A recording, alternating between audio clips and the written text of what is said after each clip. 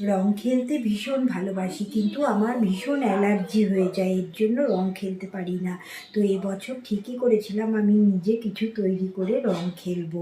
তো যেই ভাবা সেই কাজ, মার্কেটে গিয়ে কাঁচা হলুদ আর কিছু ফুলের পাপড়ি কিনে নিয়ে এলাম। যেমন গোলাপ ফুলের পাপড়িটা লাগবেই, আর গাঁদা ফুলের পাপড়িটা লাগবেই। এরপর যা ফুল, পলাশ টলাশ যা ফুল পাবে সেই ফুলের পাপড়ি কিনে নিয়ে এসে ভালো করে রোদে শুকিয়ে নিয়ে মিক্সির গ্রাইন্ডারে গুঁড়ো করে নিলাম।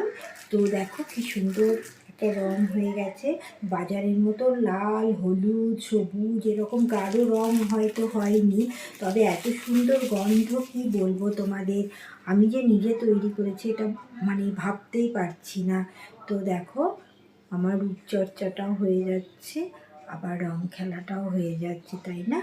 তোমরাও ভীষণ আনন্দ করো। হ্যাপি হোলি! আমার সকল বন্ধুদের অগ্রিম হোলি খেলার শুভেচ্ছা জানাচ্ছি। হ্যাপি হোলি!